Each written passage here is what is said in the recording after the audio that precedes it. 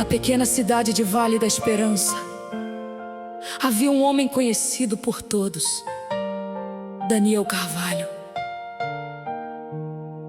Daniel não era apenas um pregador, era daqueles que incendiavam corações quando seguravam o microfone. Jovens choravam ouvindo suas mensagens, famílias eram restauradas, vidas eram transformadas. Ele liderava cultos, congressos e vigílias. Muitos diziam: esse homem nasceu para o altar. E talvez fosse verdade. Daniel tinha um chamado genuíno. Desde adolescente sentia Deus falar com ele nas madrugadas silenciosas. Enquanto outros sonhavam com fama, ele sonhava em ganhar almas.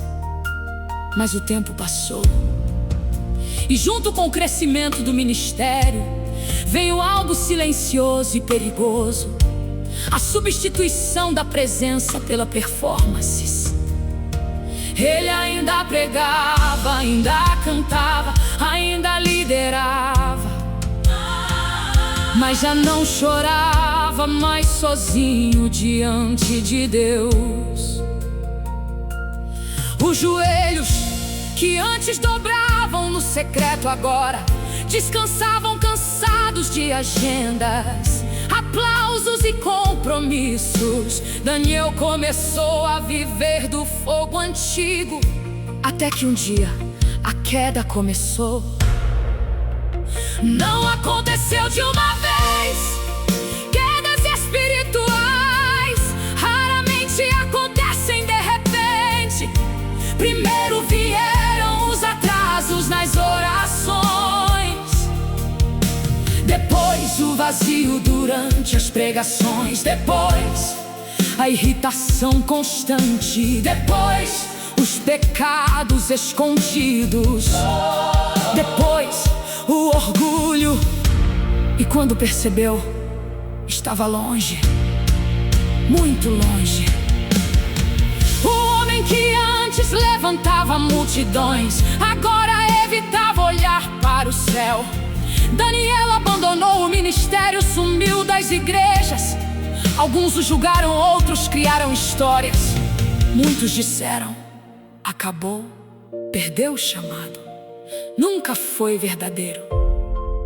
Mas havia algo que ninguém sabia: Deus ainda falava com ele, mesmo nos bares onde Daniel tentava esquecer sua dor, mesmo nas noites frias em que chorava escondido, mesmo quando ele fingia não ouvir. A voz de Deus ainda ecoava, porque chamado não é brinquedo humano, é marca eterna na alma. Certa madrugada, sentado sozinho em uma praça vazia, Daniel ouviu ao longe um hino vindo de uma pequena igreja: volta, filho meu. As pernas tremeram, os olhos encheram de lágrimas. Naquele instante, memórias vieram como um rio. O primeiro culto, a primeira Bíblia, as madrugadas de oração, as almas no altar, o abraço de pessoas restauradas. E pela primeira vez em anos, Daniel caiu de joelhos, não diante de uma multidão, não diante de um púlpito, mas diante de Deus, e chorou como criança: Senhor, ainda existe esperança para mim. E o silêncio da madrugada foi quebrado pela presença de Deus, envolvendo aquele homem ferido. Porque Deus não procura perfeitos, procura quebrantados. Os meses seguintes não foram fáceis.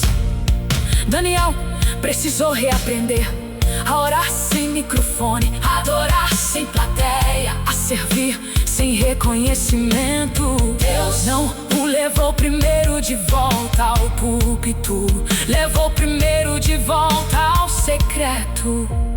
Porque antes de restaurar ministérios, Deus restaura corações. Um dia, anos depois, Um jovem perguntou a Daniel: qual foi a maior lição da sua vida?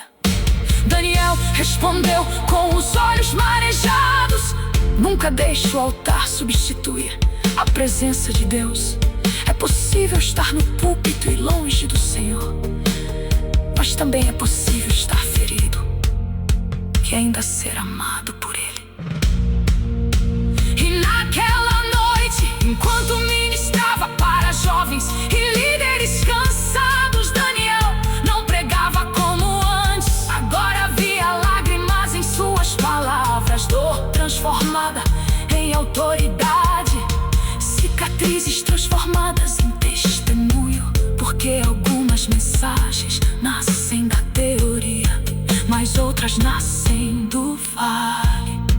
E todo chamado que volta para Deus depois de se perder carrega fogo, humildade e verdade que nenhum palco consegue produzir.